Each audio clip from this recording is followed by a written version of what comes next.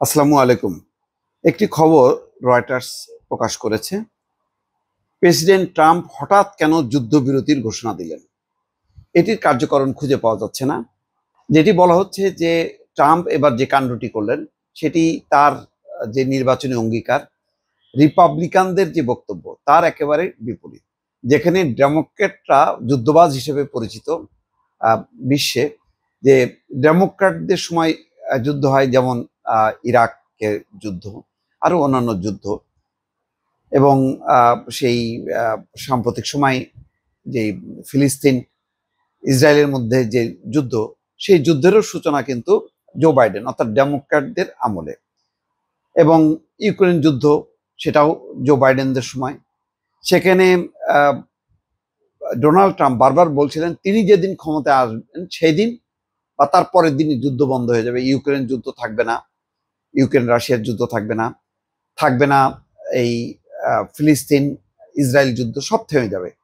কিন্তু উল্টো দেখা গেল যে যুদ্ধের দামামা বেজে উঠল যখন ট্রাম্প ক্ষমতায়, তখন। এবং ভয়ঙ্করভাবে, আগে ছিল ছায়াযুদ্ধ, সেটি পরে আকাশ যুদ্ধে রূপান্তরিত হলো, এবং সেটা ট্রাম্পের সময়।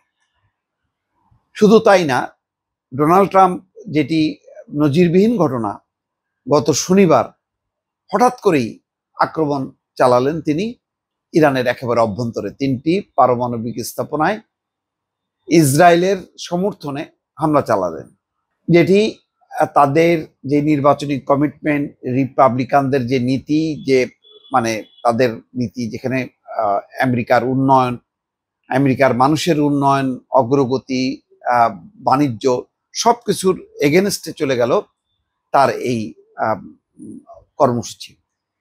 তো সবাই যেমন অবাক হলো তার যুদ্ধ ঘোষণা, আবার অবাক হলো সবাই হঠাৎ করে আবার তিনি যুদ্ধবিরতি ঘোষণা করলেন। যেইভাবে আক্রমণটা করলেন, তারপর হঠাৎ করে আবার যুদ্ধবিরতি। সেখানে মার্কিন প্রশাসন বা সরকার, তারাও নড়ে চড়ে বসলো, তারাও হতবাক হয়ে গেল যে এইভাবে হঠাৎ করে কেউ জানলো না, শুধু JD Vance vice president, Rubio তার পররাষ্ট্রমন্ত্রী, এবং মধ্যপ্রাচ্য বিষয়ক যে দূত উইটকফ, এই 3-4 জন ছাড়া আর বাকি কেউ জানে না তিনি যুদ্ধবিরতির ঘোষণা করলেন।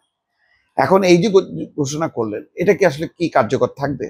ইসরায়েল তার লক্ষ্য পূরণ করেছে, ইসরায়েল এই যুদ্ধে নামিয়েছে, ডোনাল্ড ট্রাম্পকে নামাতে সমর্থ হয়েছে। তারপরে ইসরায়েলের পক্ষ থেকে যেই 20 জন কমান্ডার, পরমাণু বিজ্ঞানী বেড়ে ফেলা, সবগুলো করলো।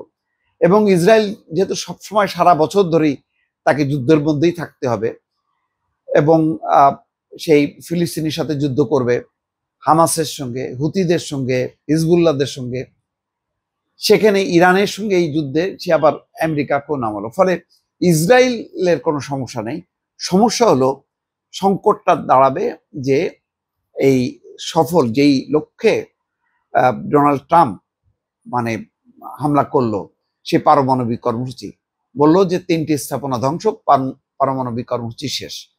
এখন তার গোয়েন্দা রিপোর্ট বলছে, মার্কিন গণমাধ্যম বলছে যে না, শেষ হয়নি, সেগুলি অক্ষত আছে। এখন ডোনাল্ড ট্রাম্প কিন্তু কংগ্রেসে ভয়ঙ্কর রকম বিরোধীদের মধ্যে, দলের অভ্যন্তরে যারা রিপাবলিকানদের যে অংশটা যুদ্ধ চায় না, তাদের দ্বারা যেমন চাপের মধ্যে পড়বেন, তেমনি ডেমোক্রেটরা এখন একযোগে এখানে যে ফেল করছে ডোনাল্ড ট্রাম্প এই যুদ্ধ ঘোষণা করে বা যুদ্ধে অংশ নিয়ে, এবং যে লক্ষ্য নিয়ে, সেই লক্ষ্য যে অর্জিত হয়নি, এটা চেপে ধরবে। ফলে এই শেষ মেয়াদে, ট্রাম্পের এই শেষ মেয়াদের বাকি সময় ভয়ঙ্কর একটা বিপদের মধ্যেই পড়লো, যে আকস্মিকভাবে যুদ্ধ শুরু করা এবং যুদ্ধবিরতি ঘোষণা করা, দুটাই যে নাটকীয়তা, সেই নাটকীয়তায় যদি ট্রাম্প যদি শেষ পর্যন্ত এটা প্রমাণ করতে ব্যর্থ হন যে তিনি সফল হননি, এটা যদি সে প্রমাণ করতে পারেন যে হ্যাঁ তিনি সফল হয়েছেন, তাহলে এই যাত্রায় বেঁচে যাবে। আর যদি তিনি মানে ব্যর্থ হন প্রমাণ করতে তার সফলতা, তাহলে কিন্তু অভিশংসনের মুখে পড়তে পারে। ফলে এখন ডোনাল্ড ট্রাম্প কিন্তু চাপের মধ্যে পড়লো উল্টো। দর্শক ভালো থাকবেন, আল্লাহ হাফেজ।